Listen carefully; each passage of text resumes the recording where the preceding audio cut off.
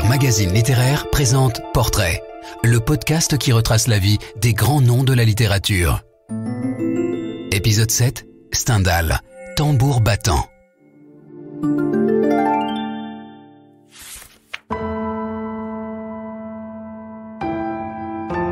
Seuls les chagrins d'amour auront fait chanceler Stendhal.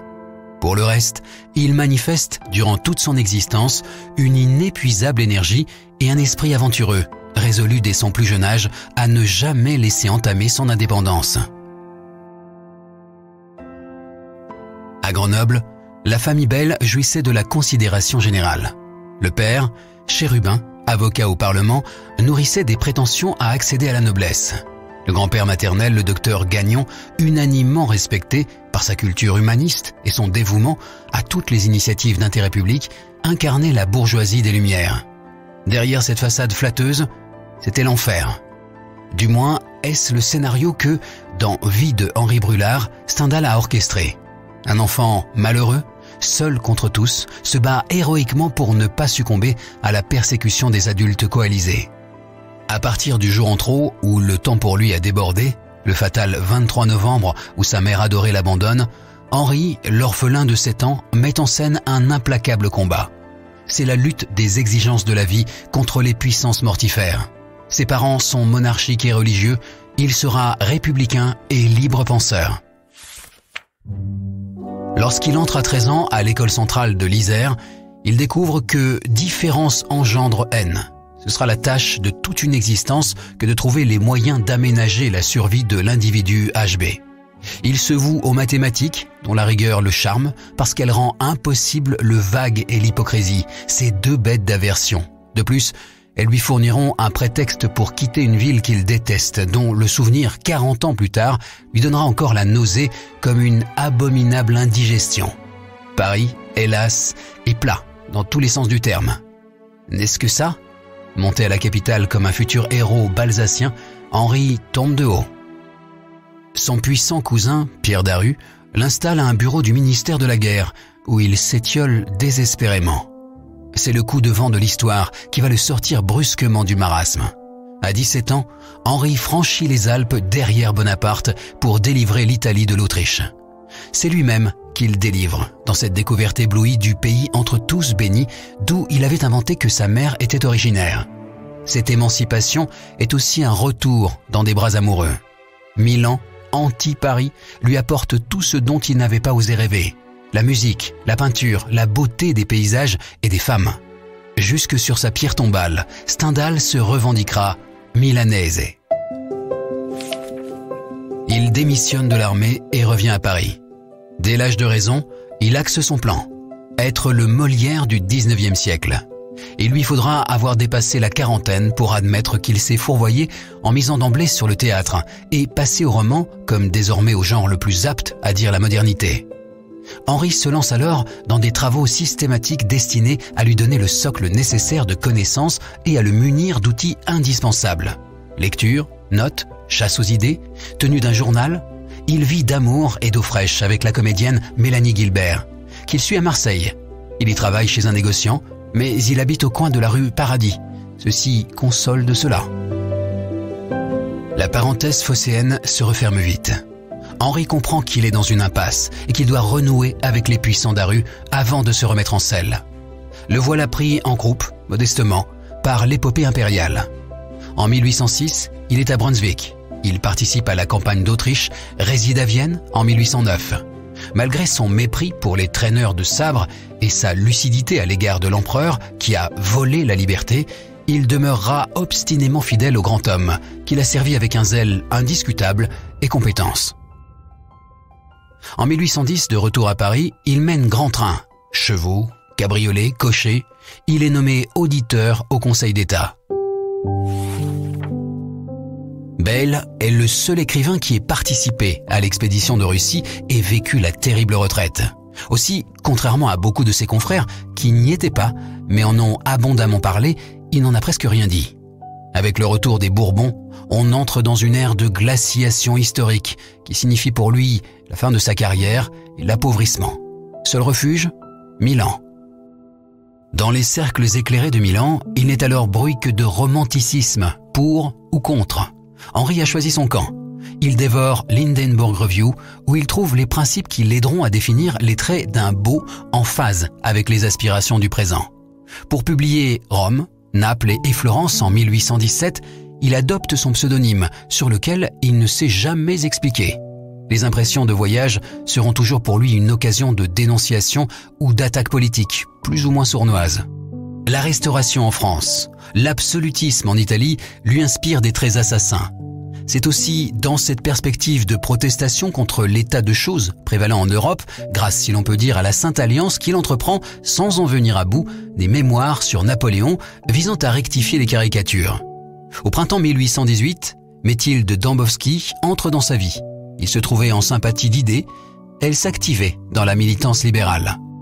Malheureusement, Stendhal alla s'imaginer qu'elle lui rendait ses sentiments, mais que des influences hostiles venues de l'extérieur l'empêchaient de le lui dire.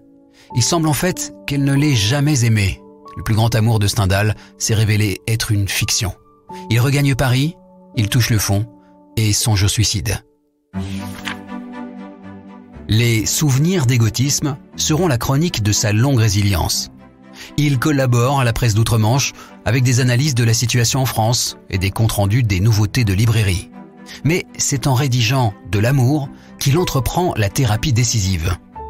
La distance que lui impose ce traité pour décrire la maladie qui a failli le détruire lui permet enfin de la regarder en face et de la dominer.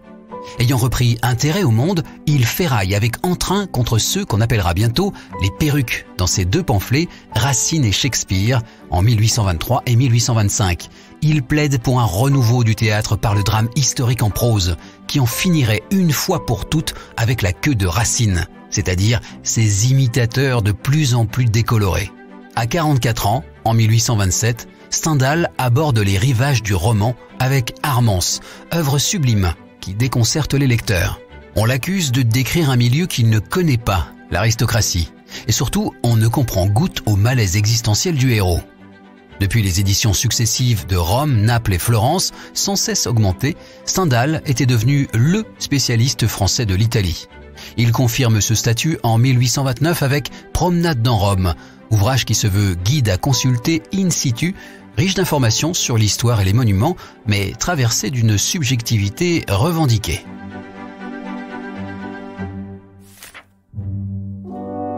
L'année 1830 est à marquer de deux pierres blanches. D'abord, Giulia Rinieri, une charmante siennoise, tombe dans ses bras en lui disant ces mots divins « Je sais bien que tu es vieux, elle l'est, mais je t'aime ». L'éternel célibataire la demandera en mariage, en vain. Mais Giulia lui restera fidèle dans l'infidélité conjugale, quoiqu'une correspondance toute récemment retrouvée prouve qu'elle n'en continuait pas moins d'aimer tendrement son époux. D'autre part, les trois glorieuses, auxquelles il assiste aux premières loges, ne peuvent que le réjouir, tant il éprouve de dégoût pour le régime de Charles X. Il espère beaucoup de Lafayette, qu'il admire et côtoie chez les Tracy, et se met aussitôt sur les rangs pour décrocher quelques préfectures, fût-ce chez les Bas-Bretons. Il est finalement nommé consul à Trieste, poste qui n'est pas particulièrement gratifiant. Peu après, paraît Le Rouge et le Noir, qui rachète l'échec d'Armance. Même si on ne l'aime pas, il fait peur. Tout le monde reconnaît la puissance du caractère de Julien Sorel et la portée de sa trajectoire. Stendhal a gagné ses galons de romancier. Les débuts consulaires de Stendhal sont ratés. L'Autriche, qui a un épais dossier sur lui et l'a chassé de Milan en 1828, refuse de l'agréer. Changement de décor et diminution drastique de traitement. On l'expédie à Civitavecchia, une bourgade sans goût ni grâce dans les États du pape. La besogne de bureau est assommante quand elle n'est pas harcelante, contrôle des passagers et des denrées transitant dans le port. Il sera de notoriété publique que le titulaire du consulat est souvent absent. Il est à Rome, où il a des amis et où, malgré le prêtrisme, il y a de la ressource pour l'âme. Ou, quand il le peut, à Paris, pour des congés qu'il saura faire prolonger. Bien qu'en définitive, il se soit acquitté de sa tâche avec honnêteté et compétence. Il met par hasard la main sur une mine. Des manuscrits anciens, relatant en style frustre ou ampoulé, d'anciens procès consécutifs à des faits divers retentissants. enchanté par cette matière romanesque brute, où il retrouve exactement l'Italie telle qu'il la fantasme depuis toujours, la patrie archaïque des passions folles, où, en l'absence de l'État, le désir quête sans aucun frein son assouvissement à la pointe de la dague ou par la vertu du poison, il va y puiser pendant des années, profitant de la vogue des récits courts publiés en revue et fort bien rémunérés. Ce seront les chroniques italiennes. Loin de ces déchaînements superbes, Louis-Philippe règne entre la poire et le parapluie, bourgeois jusqu'à l'écœurement. Il n'a pas fallu longtemps à Stendhal pour prendre mesure de ce plus fripon des kings qui le paie. Il se lance dans un vaste roman, Lucien Le Houen, bien entendu impubliable, qui analyse avec une acuité cruelle les dessous de cette médiocrité qui est aussi imposture et corruption. En 1837, dans les Mémoires d'un touriste, Stendhal explore la France profonde et constate que c'est un pays où les abus ont disparu et où, somme toute, chacun va qu'à l'amélioration de ses conditions d'existence qui sont enviables. En 1838, lors d'un congé à Paris, la Chartreuse de Parme jaillit avec une fluidité et une rapidité qui s'expliquent. Elle est venue de très loin. C'est en fait la quintessence d'une italianité rêvée pendant toute une vie qui se déploie en liberté. Les Stendhaliens se répartissent volontiers en rougistes et chartreux. Ce qu'il faut essayer de comprendre, c'est qu'il ne s'agit pas chez Stendhal d'un ou bien, mais que malgré les apparences, le revanchard social Julien Sorel et le fils d'archevêque Fabrice Del Dongo, complètement dépolitiqués, pour reprendre un mot à Baudelaire, sont malgré tout parents au-delà des gouffres qui les séparent et partagent quelque chose qui révèle de l'essentiel, violent goût du bonheur et exigence de la vérité dans l'amour. Ce qui, pour l'un et pour l'autre, implique une sécession, acquise non sans mal, d'avec les fausses urgences et les saletés du réel. Ce sont elles aussi qu'affronte l'ultime héroïne de Stendhal, la Miel, prototype de femme mutante, passant comme un météore dans le ciel des hommes qu'elle sidère et jette après les avoir manipulés, jusqu'à ce qu'elle rencontre un gangster magnifique pour lequel elle mettra le feu au palais de justice. On aimait qu'il ait paraphé sa vie et son œuvre par la mort qu'il souhaitait, sans pathos, tranché d'un seul coup, comme par un coup de rasoir. Stendhal et tous les grands auteurs sont sur lire.fr. Si vous avez aimé cet épisode, abonnez-vous au podcast Portrait de Lire Magazine Littéraire et aidez-nous à le faire connaître en laissant des commentaires et des étoiles.